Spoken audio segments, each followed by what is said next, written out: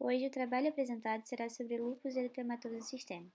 As alunas responsáveis pela produção dele são Karina Segal, Maria Fernanda Figueiredo e Patrícia Veiga.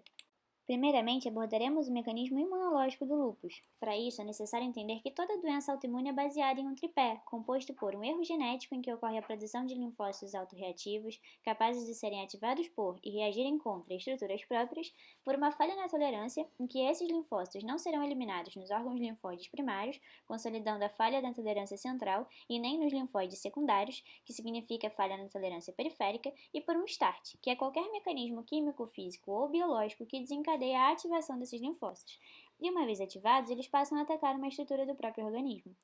As doenças autoimunes elas podem ser órgão-específicas ou sistêmicas, quando a estrutura de ataque está disseminada pelo organismo, como é o caso do lúpus.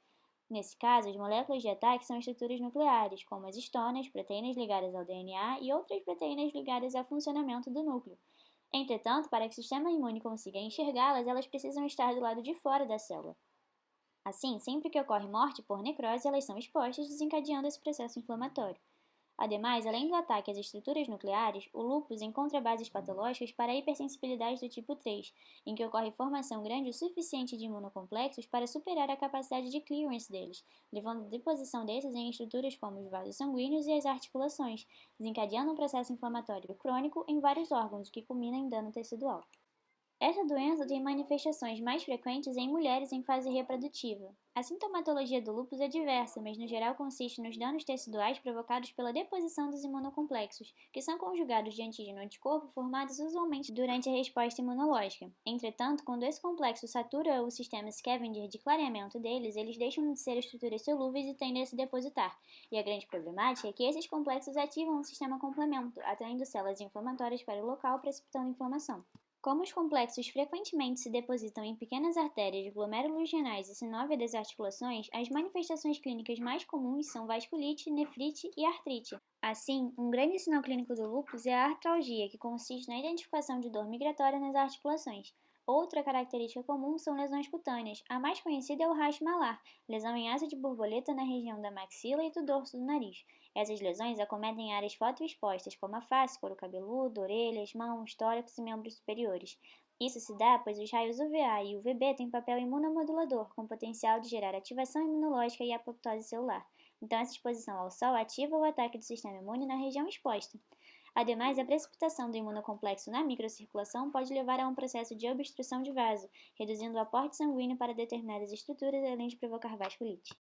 Já o processo inflamatório crônico em vasos de médio ou grande calibre induzem a formação de trombo. Então, apesar do efeito sistêmico, os alvos principais pelo acometimento vascular são o coração, pela formação do trombo, pulmões e rins, pela deposição dos imunocomplexos no parênquima pulmonar e na membrana basal renal, provocando pleurite e nefrite, que pode culminar com a disfunção renal. Sobre o diagnóstico do lúpus, uma das buscas laboratoriais mais importantes é o FAN, fator antinuclear, que são anticorpos anti o próprio DNA e proteínas nucleares. O grande problema é que ele não é específico para nenhuma doença autoimune, podendo parecer positivo em várias delas. Entretanto, embora não específico, a positividade desse teste serve como triagem devido à sua sensibilidade, maior que 95%, sendo improvável a presença do LES se o teste der negativo. Então, é necessário trabalhar o FAN junto com outros exames laboratoriais e a clínica do paciente. Para isso, utiliza-se critérios da classificação propostos pelo American College of Rheumatology, que fundamenta o diagnóstico na presença de pelo menos 4 dos 11 sintomas, que incluem eritema malar, lesão discoide, fotossensibilidade, onde ocorre reação cutânea à exposição solar, úlceras oronasais, artrite, serosite, que consiste em dor pleurítica ou pericardite, comprometimento renal, avaliado através de exame de urina, alterações neurológicas, alterações hematológicas como anemia, leucopenia, linfopenia ou plaquetopenia, alterações imunológicas com presença de anticorpo anti-DNA, anti-SM ou anticorpo antifosfolipídio e anticorpos antinucleares. Também é possível ter pacientes com lúpus que não apresentem 4 critérios de classificação, principalmente quando apresentam anticorpo específico de lúpus, seria o anti-DNA nativo em títulos moderados e altos, ou o anti-SM e apenas uma manifestação clínica. Os objetivos do tratamento do lúpus são restabelecimento da homeostase imunológica, controle dos sintomas e preservação de órgãos, além de evitar efeitos adversos da terapêutica medicamentosa. Para a terapia inicial, medidas como acompanhamento psicológico, prática de atividades físicas, hábitos de proteção contra a luz solar, evitar o estresse e o tabagismo e implementar medidas que reduzam o risco cardiovascular são fundamentais.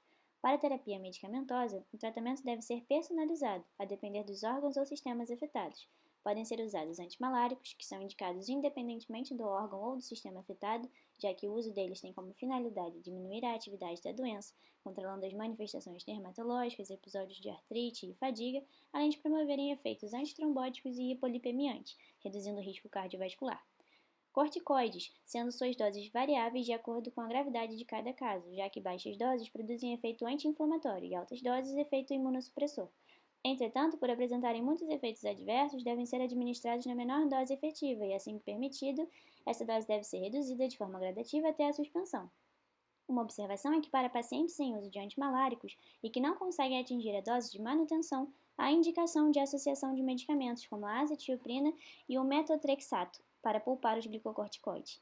Ademais, recomenda-se a reposição de vitamina D e cálcio, em virtude do uso contínuo desses fármacos, pois o paciente lúpico tem grande probabilidade de desenvolver osteoporose. Outros medicamentos que podem ser aplicados são os AINES, que atuam no controle da manifestação musculoesquelética e também nas serosites, sendo que seu uso deve ser imediatamente suspenso caso haja sinais de nefrite lúpica. Ademais, no tratamento das manifestações graves da doença, os fármacos ciclofosfamida, micofenolato e azatioprina geralmente são empregados em associação aos glicocorticoides. Por fim, outra opção é a utilização de melimumab em pacientes refratários às terapias usuais. Esse é um anticorpo monoclonal totalmente humano que atua inibindo a atividade do fator estimulador de linfócito B, conhecido como BAFF, uma citocina envolvida na patogênese do LES. Muito obrigada pela atenção, por hoje é só.